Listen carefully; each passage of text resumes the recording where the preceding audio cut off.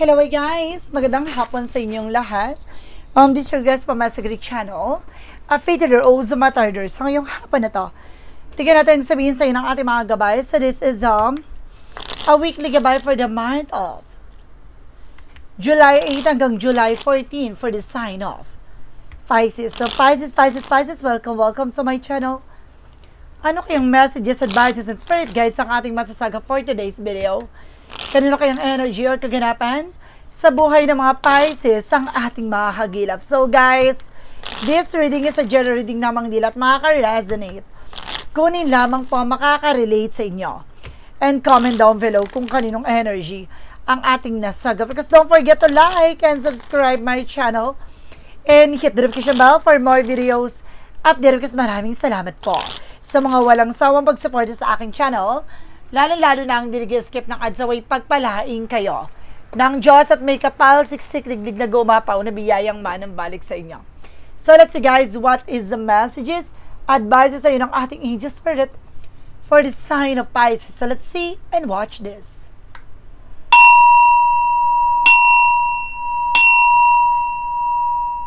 Angel spirit guide, please give me information para kang sabihin sa inyo ng ating mga baraha. Angel Spirit, please give me information pa.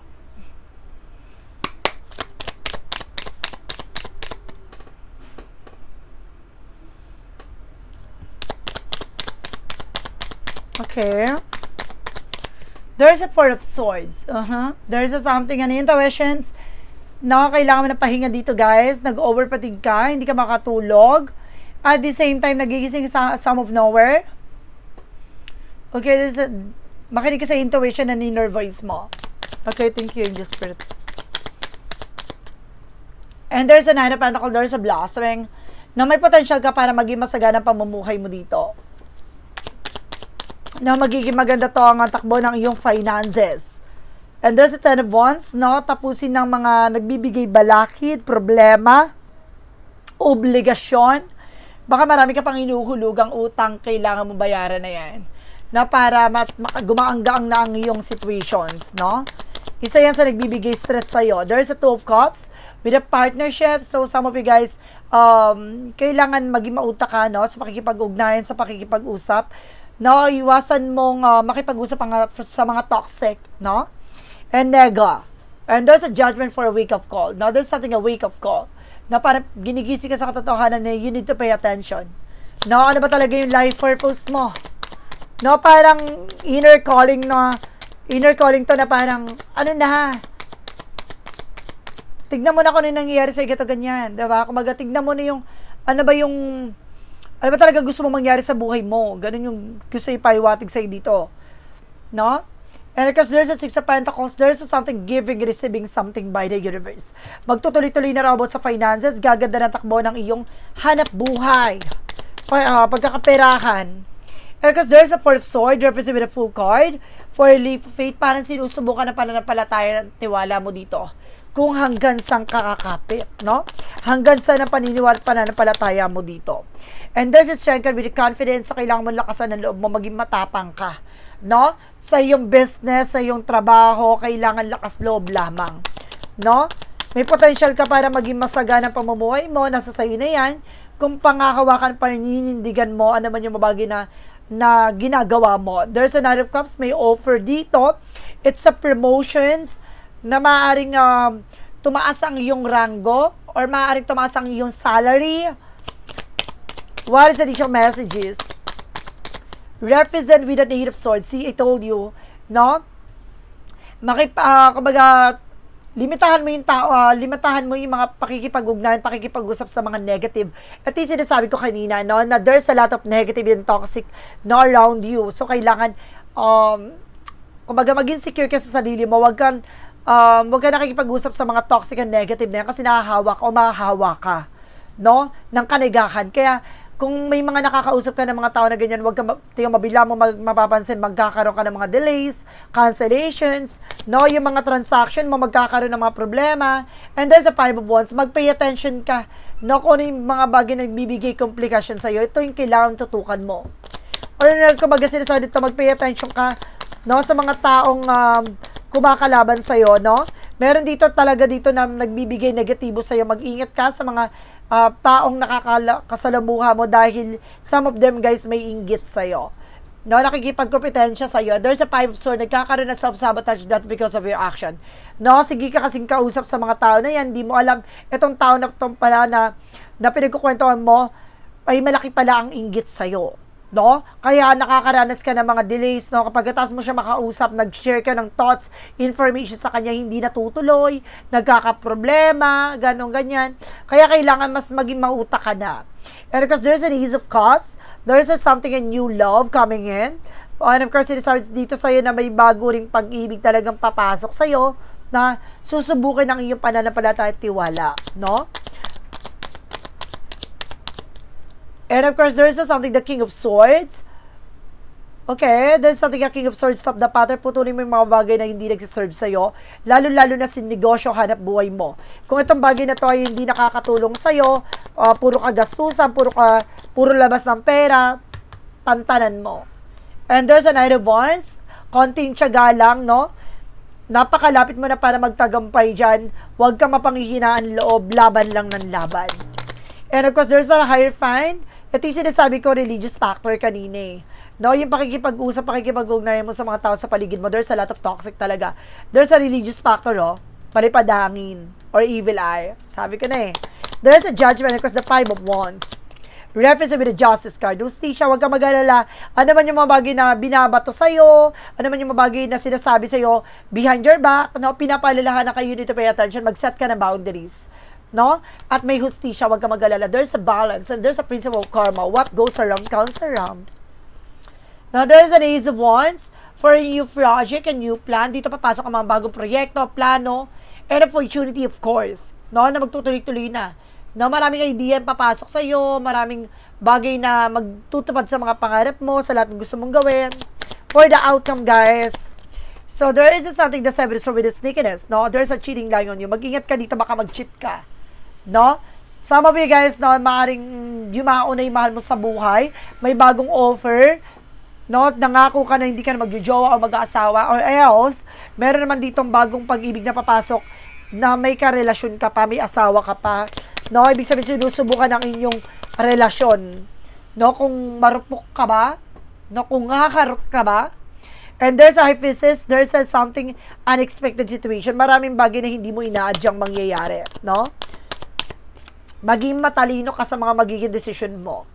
There's a 7 of Cups for a lot of opportunity coming in. There's a lot of choices, multiple options. Magtiyaga ka lang sa ginagawa mo, guys. No? Ang dami mong gustong gawin dito kaya nangyayari. No? Nagko-collapse yung mga naumpisahan mo. No? Kailangan ko rin naumpisahan mo, tutukan mo kung saan ka nag-grow, tutukan mo. There's a Death card. No? There's a something and ending in your beginning. Kailangan tapusin na to.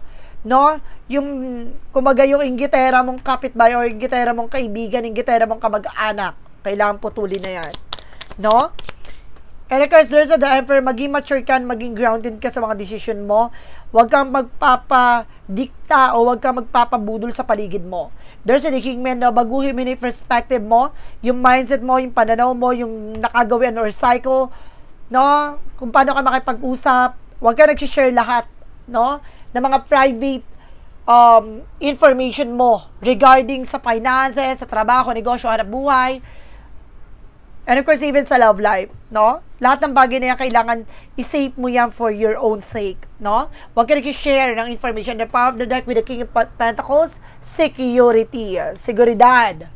So, pagdating na tayo sa finances and career, love life at kalusugan, alamin na natin yan, guys. So, let's watch this. Okay, for finances and career, represent what? Shuffle muna tayo ng very life. Oh, there's a devil card. Sabi ko na nga ba, meron dito naiinggit sa ito, tumututol. No, humaharang para magtuloy-tuloy yung pera mo. No, yung daloy ng pera. May inggit sa'yo. Kaibigan mo to. I see, kaibigan. And there's a Three of Wands. The waiting for ship. No, kung may hinihintay ka result na document, there's a possible na makuha mo na. Huwag ka nag-share ng information sa kanila, ha. Nagkakaroon ka ng stress, anxiety, sleepless nights, and worries. Kailangan mo pakawalan yan. And of course, guys, there's a judgment for a wake of call. Ay, there's a word, sorry. There's a word, something is success and travel. There's a double clarification, guys. May travel ka talaga. pasabog. And there's a Six of Cups, no? Talagang pinakatutol dito ay friend of yours. Meron din ako na sense medyo kamag-anak, medyo ano lang, no? Negative side lang na very light. Pero more on friend. And there's an Empress card for reverse. So, disconnect from the world. So, kailangan mo mahalin na talaga mo yung sarili mo. Huwag ka nagbibigay ng information. And of course, kahit ano man yung nangyayari sa buhay mo, sa trabaho mo, huwag ka nagbibigay ng informasyon. No? Kapag may tinanong about sa trabaho mo, kailan yung sahod mo, or kailan to ganito, anong trabaho mo, anong ginagawa mo sa trabaho, huwag ka nagbibigay ng information. No? Lalo-lalo na sa mga kaibigan mo. Guys, very toxic talaga. Pagdating sa kalusugan, pagdating sa love life, pagdating sa love life, there's a lover's card, na magkakaroon ka ng love life, or may asawa ka, maaring magkakaroon kayo ng high level commitment. And because there's a Queen of Wands by confident, so kailangan nyo lakasan ng loob nyo, maging matapang kayo dito. No, meron talagang tumatrader sa inyo, sinasabotahin yung inyong relasyon. There's a Page of Cups, no, meron ka ng hinalan in intuitions dyan. May vibrations ka na, maging balance ka, huwag kang padadala sa kanila, no? Inaano kanila para ma-attract mo yung negative din, but definitely, there's something, the Sun card with a there's a purify, or purifications, no, lilinisin lahat ng bagay o madumi sa hanay mo or sa paligid mo, lalo-lalo na pagdating sa relasyon, na makakasira at tatalidor sa inyo. Pagdating naman tayo sa kalusugan, there's a Page of Pentacles, mag-focus ka sa iyong kalusugan, kumain ka na masusustansya, no, mag-pay attention ka sa health mo, and there's a Wheel of Fortune with a turning back, no, magiging maganda ang kalusugan mo kung aalagaan mo ng tama at wasto. Now, there's a King of Cups. Yung person is very devoted, or either you na maaaring devoted ka at the same time. May gabay ka dito. Maaaring father figure to, tatay mo, or kapatid mong yumao, or either lolo mo, tsuhin mo. And there's a Hermit card. Sabi ko na nga, guides. Now, there's a spirit guides ako na sense dyan. And of course, magkakaroon ka na realization about sa spirituality, na maaaring mapagtatagpi-tagpi mo na about sa kalusugan mo. And there's a Queen of Pentacles na mas magiging secure ka na ngayon, no? Hindi ka na magbibigay ng kahit anong information sa kahit anong aspeto. No? There's a Seven of Pentacles with a harvest moment, no? Kumbaga, nalaman mo na yung magiging cause and effect and consequences, kaya kailangan magiging aware ka na. And there's a Six of Swords with the transition. Makakaalis ka na at makakalaya ka na sa hindi maganda sitwasyon. No? Para mababasag mo na yung kadena ng kamalasan. Ganon. So, let's see what is additional messages when an angel spirit. Pagdating naman tayo with the magical fire messages, advices, and requests, pick a card, yes or no. Kung bago ka sa channel ko, guys, ang pick a card, yes or no, pwede ka magtanong, isa lang ang magiging sagot dyan within 1, 2, or 3. No, kapag nakapag-isip ka na kung ano yung magiging tanong mo at nakapili ka na kung anong number ang gusto mong maging sagot sa tanong mo, comment down below. Malalaman mo ang sagot niyan sa dulo ng reading na to. So, let's see and watch this. Okay, for a magical fire messages, represent what?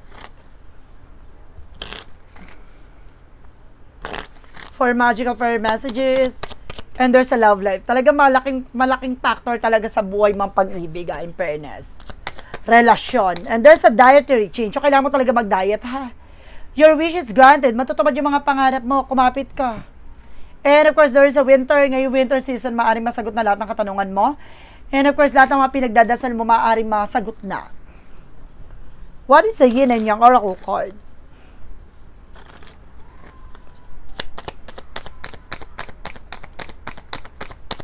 And of course, there's a message and dream. Maraming mensahe sa panaginip mo.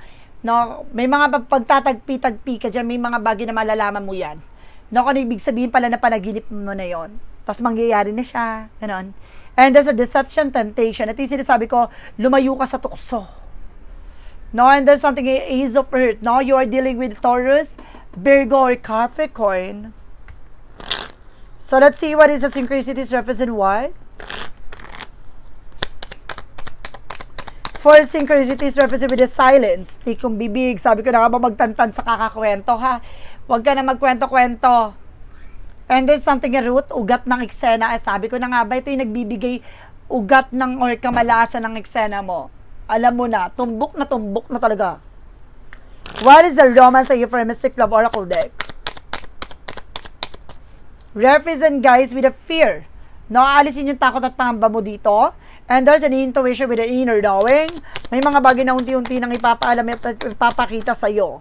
And there's a grave. No, there's a no second chances. Pagdating sa relasyon, na maaaring wala ng chances dito, maaaring siguro shaggy na yung asawa mo or karelasyon mo or maaaring magkaroon ka ulit ng panibagong karelasyon.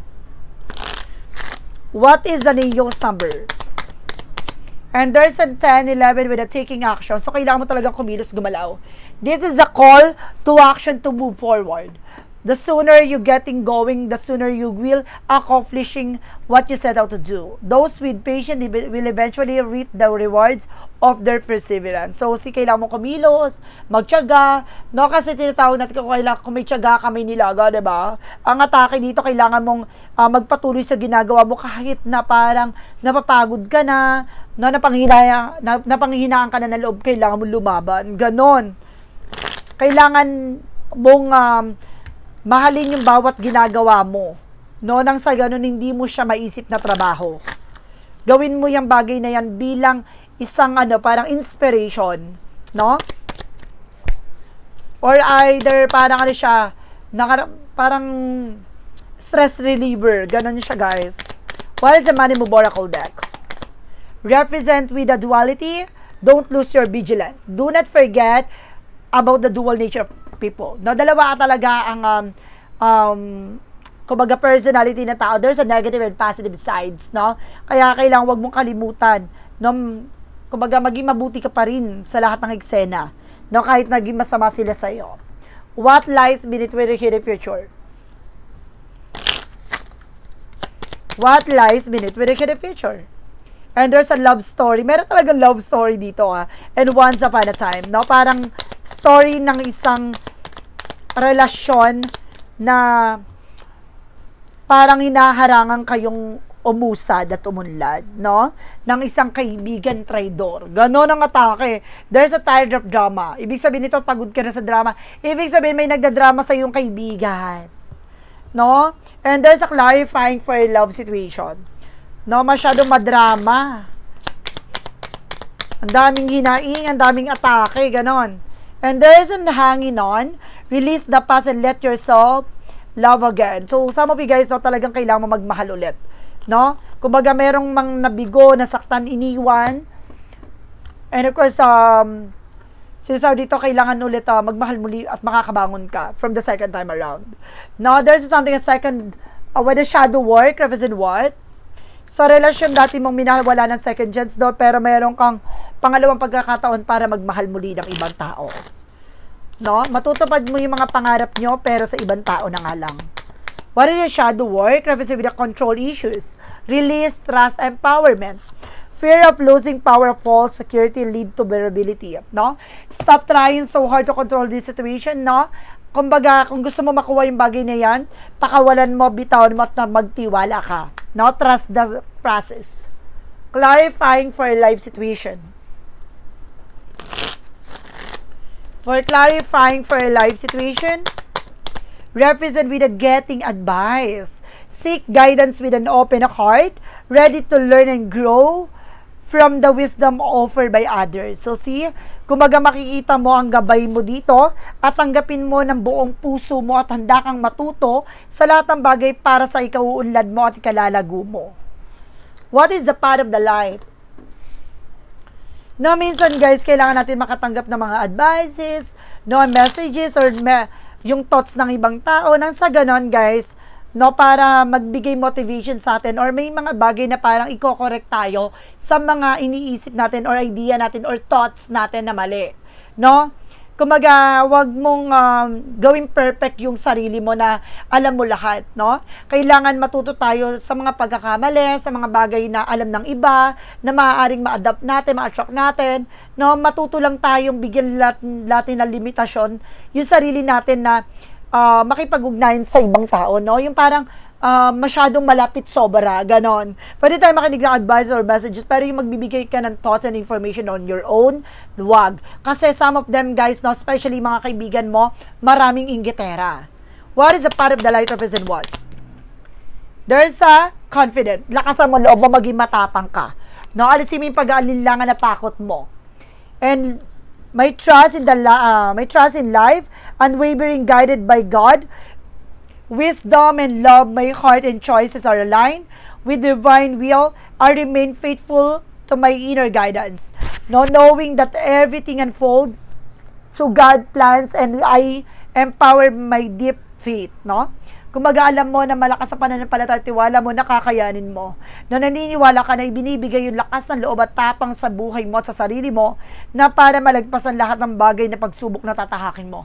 Alam mo na ginagabayan ka, alam mo pinoproteksyonan ka. Kaya sinasabi dito, manatili kang magtiwala sa kanila, sa ating mga gabay. So, let's see what is the pick a card, yes or no. So, let's watch this. Okay, with the pick a card, yes or no. Let's see, guys. Ano yung magiging sagot sa tanong mo? Handa ka na ba? Ito na yon. Number 1, let's start with the number 1.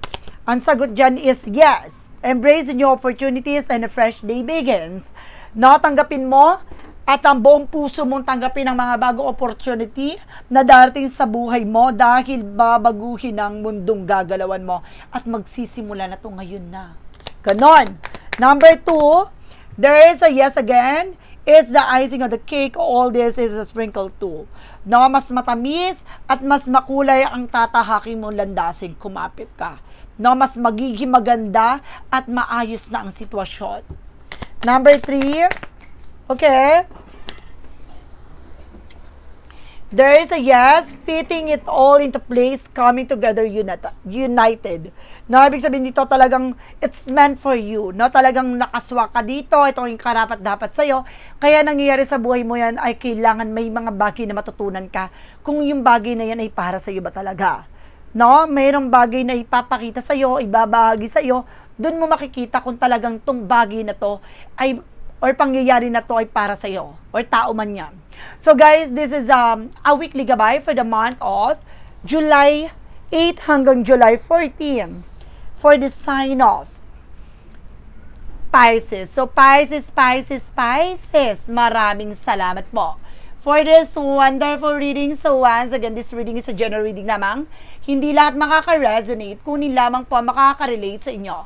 And comment down below kung kaninong energy ang ating nasagap. And because don't forget to like and subscribe my channel and hit the notification bell for more videos of Dirks. Maraming salamat po sa mga walang sawang pagsuporta sa aking channel. Lalo na ang dirigiskip ng adsaway pagpalaing kayo ng Diyos at may kapal. Siksik liglig lumapaw na biyayang manang balik sa inyo at maraming salamat po. And see you in the next video. Bye-bye and babush!